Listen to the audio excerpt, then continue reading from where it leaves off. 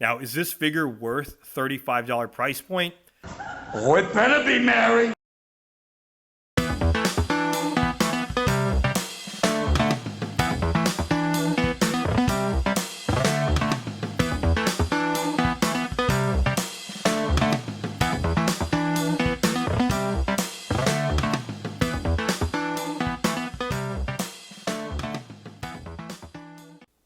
Hey, what's happening? YouTubers are back with a brand new action figure review, and today we're going to take a look at the new Quaritch Ash Warrior from McFarlane Toys, based on the upcoming movie Avatar Way...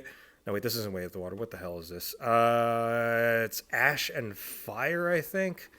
But yeah, I don't see the branding anywhere here besides this logo, which means to tell me they probably got concept art first before they actually got the title of the movie.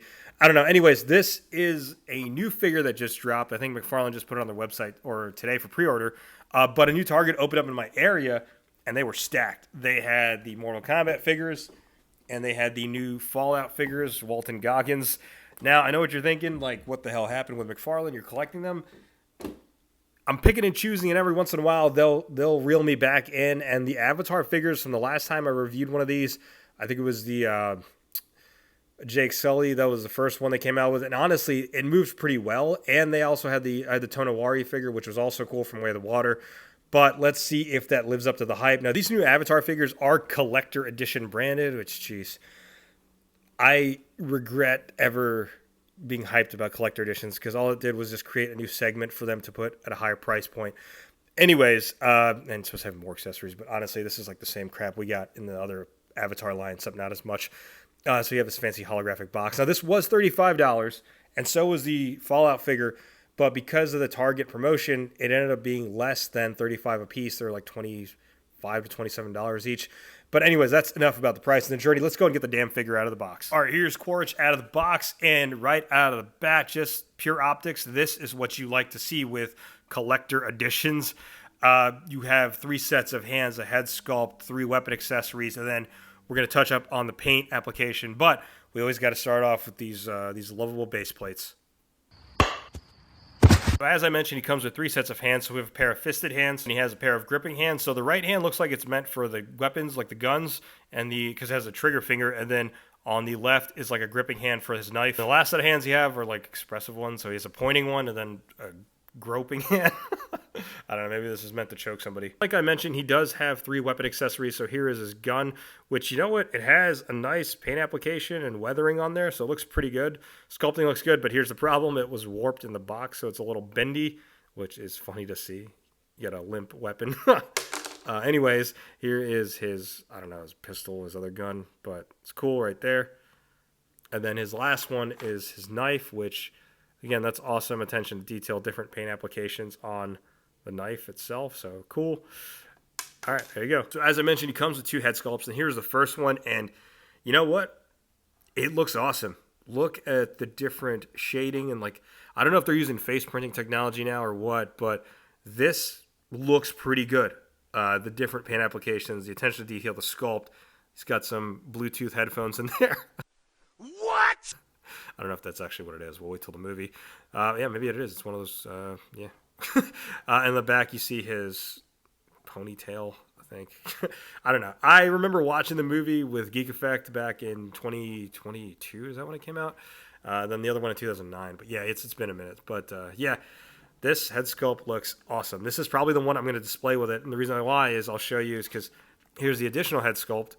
It's kind of like a neutral expression. Again, looks good, but I like this one way more. All right, we'll take a look at the rest of the figure. That same attention to detail and sculpting from the head sculpt is seen throughout the rest of the figure. Now, I think this body mold is reused from the prior Avatar figures, which I get because it's a good base body to work off of. However, they did do some sculpting additions on there, like you can see. And this is what you want to see with any collector edition or elite edition, whatever the hell they call it. I guess collector edition. Is this level of attention to detail when it comes to their sculpt work. Like paint application wise, it just looks awesome. Like they really did make sure to cover all the bases in terms of the paint and the details right there. Project Phoenix, I don't know what that is. The thing though is this armor is not removable. It looks like it's glued on there. And what is that, his nipple? But I think I see a nipple. But Yeah, man, the sculpt work on this and the paint application too, the way it's like weathered and faded onto there. Again, this just looks good. I can't hate on it too much. I think they did a fantastic job with the paint application and sculpting work too.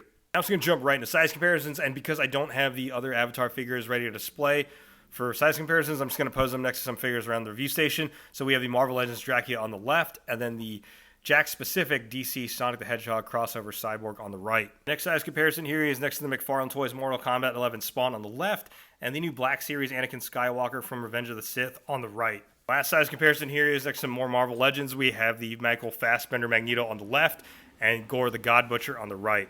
And I'm still amazed that they managed to fumble having Christian Bale in the MCU and flop. Like, that still boggles my mind that they fumbled Gore the God Butcher. All right, some overall thoughts on the figure. It's really good. Now, is this figure worth $35 price point? You know, I hate to say it, but yes. When you look at the offerings, it is worth it. When you look at the sculpt and the paint application, I can't lie. Like, trust me, I want to rag on it, and Jonah would be like, no, it's not. But I think it's even more worth it at the $25 to $27 price point I paid for it because of the Target sale. So if you can pick it up at that price point, I highly recommend picking it up.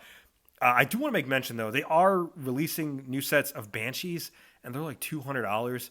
Unless you're one of these guys that gets review samples for free, or if you got the income, buy it. But I would recommend holding off on those, honestly. I remember at one point the first set of Banshees that came out on Amazon ended up being like $20. So if you can play the waiting game, I recommend it because $200 for those Banshees is not worth it in my opinion. But this is worth it. But let me know what you think in the comments below. Sound off. What do you think about the movie? You know, I don't care. I'm indifferent. It's whatever. I'm probably going to watch it anyways. But let me know what you think about the new figures coming out. Sound off in the comments below. And like always, if you like what you see, be sure to hit that like button. If you're not subscribed to the channel, go ahead and subscribe. And again, they're doing some hype beast stuff now, so go and hype the video too. All right, y'all. Peace out.